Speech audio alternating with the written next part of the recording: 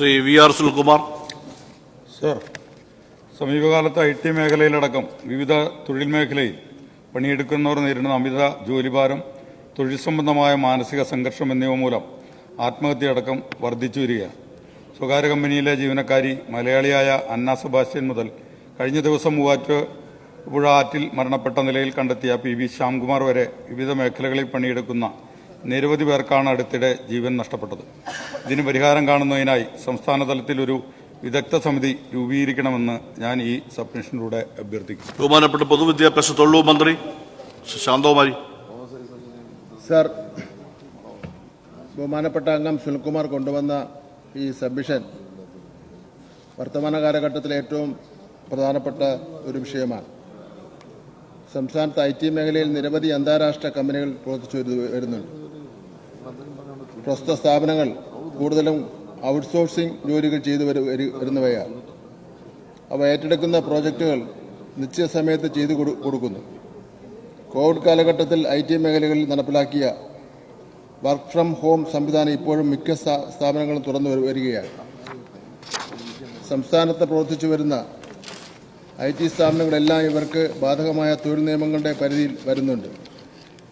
ഓരോ നിയമവും നൽകുന്ന സംരക്ഷണം ജീവനക്കാർക്ക് ലഭിക്കുന്നുണ്ടോ എന്ന് തൊഴിൽ വകുപ്പ് ഉറപ്പുവരുത്തുന്നുണ്ട്.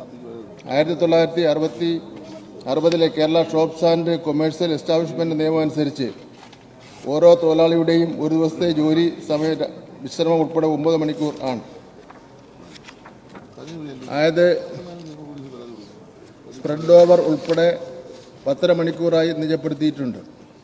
4 മണിക്കൂർ ഇടവേളകളിലും 1 മണിക്കൂർ വിശ്രമം തൊഴിലുടമ തൊഴിലാളികൾക്ക് അനുവദിക്കേണ്ടതാണ്. കൂടാതെ ഒരു വർഷം 12 കാഷ്വൽ ലീവ്, 12 വാർഷിക ലീവ്, 12 സിക്ക് ലീവ് എന്നിവ മേൽ നിയമം ഉറപ്പുവരുത്തുന്നു. രാത്രികാലങ്ങളിൽ ജോലി ചെയ്യുന്ന സ്ത്രീ തൊഴിലാളികളുടെ സുരക്ഷിതത്വം ഉറപ്പുവരുത്തുന്നതിനായി രാത്രി 9 മണിക്കും രാവിലെ 6 മണിക്കും ഇടയിൽ സ്ത്രീ തൊഴിലാളികളെ ജോലിക്ക് 5 പേരടങ്ങുന്ന ഗ്രൂപ്പായി മാത്രമേ നിയോഗിക്കാവൂ എന്നും അത്തരത്തിൽ ഒരു ഗ്രൂപ്പിൽ കുറഞ്ഞത് 2 പേർ സ്ത്രീ ജീവനക്കാരി ആയിരിക്കണമെന്നും 1966 Kerala shops and commercial establishment നിയമത്തിൽ വ്യവസ്ഥ ചെയ്തിട്ടുണ്ട്. രാത്രികാലങ്ങൾ ജോലി ചെയ്യുന്ന സ്ത്രീ തൊഴിലാളികൾക്ക് താമസസ്ഥലം മുതൽ ജോലിസ്ഥലം വരെയും തിരിച്ചും വാഹന സൗകര്യം തൊഴിലുടമ നൽകണമെന്നും പ്രസ്തുത നിയമത്തിൽ വ്യവസ്ഥ ചെയ്യുന്നുണ്ട്. സംസ്ഥാനത്ത് തൊഴിൽ നിയമങ്ങൾ നടപ്പിലാക്കുന്നതിനായി തൊഴിൽ വകുപ്പിന്റെ എൻഫോഴ്സ്മെന്റ് വിഭാഗം പ്രവർത്തിച്ചു വരുന്നു. സംസ്ഥാനത്ത് പ്രവർത്തിക്കുന്ന IT കമ്പനികളിലെ ജീവനക്കാരിൽ നിന്നും അമിത ജോലിഭാരം, മറ്റ് മാനസിക സംഘർഷം എന്നിവ സംബന്ധിച്ച പരാതികളൊന്നും ഇതുവരെ ലഭിച്ചിട്ടില്ല. പരാതികൾ ലഭിക്കുന്ന അവസരങ്ങളിൽ തൊഴിൽ വകുപ്പ് സത്വരമായി ഇടപെട്ട് ക്രിയാത്മകമായ നടപടികൾ സ്വീകരിക്കാറുമുണ്ട്. സംസ്ഥാനം വ്യവസായ സൗഹൃദമാക്കുന്നതിനും തൊഴിലിടങ്ങളിൽ നിയമങ്ങൾ പാലിക്കപ്പെട്ടു എന്ന് ഉറപ്പാക്കുന്നതിനും സർക്കാർ പ്രതിജ്ഞാബദ്ധമാണ്. തൊഴിലിടങ്ങളിൽ സ്ത്രീകൾ നേരിടുന്ന തൊഴിൽപരമായ പ്രശ്നങ്ങൾ അറിയിക്കുന്നതിനായി തൊഴിൽ വകുപ്പ് സഹജ എന്ന പേരിൽ സ്ത്രീകൾക്ക് മാത്രമായി ഒരു കോൾ സെന്റർ പ്രവർത്തിക്കുന്നുണ്ട്. സ്ത്രീ ജീവനക്കാർക്ക് അവരുടെ ഐഡന്റിറ്റി വെളിപ്പെടുത്താതെ തന്നെ പരാതി നൽകി പരിഹാരം കാണുന്നതിനും കഴിയുന്നുണ്ട്. വിവിധ തൊഴിൽ മേഖലകളിൽ ജോലി ചെയ്യുന്നവർ നേരിടുന്ന അമിത ജോലിഭാരവും മാനസിക സംഘർഷങ്ങളും മൂലം വർദ്ധിച്ചു വരുന്ന ആത്മഹത്യ അടക്കമുള്ള വിഷയങ്ങൾക്ക് പരിഹാരം കാണുന്നതിന് സംസ്ഥാന തലത്തിൽ ഒരു വിദഗ്ധ സമിതി രൂപീകരിക്കുന്നത് വളരെ പ്രയോജനകരമായിരിക്കും. സംഘടിത മേഖലയുടെ പരിധിയിൽ വരുന്ന വ്യവസായശാലകളിൽ ജോലി ചെയ്യുന്ന തൊഴിലാളികളുടെ സുരക്ഷിതത്വം, ആരോഗ്യം, ക്ഷേമം എന്നിവ വിവിധ നിയമങ്ങളിലൂടെ നടപ്പിലാക്കി തൊഴിലപകടങ്ങളും തൊഴിൽജന്യ രോഗങ്ങളും ഇല്ലാതാക്കുക എന്നതാണ് ഫാക്ടറീസ് ആൻഡ് ബോയിലേഴ്സ് വകുപ്പിന്റെ മുഖ്യ ലക്ഷ്യം.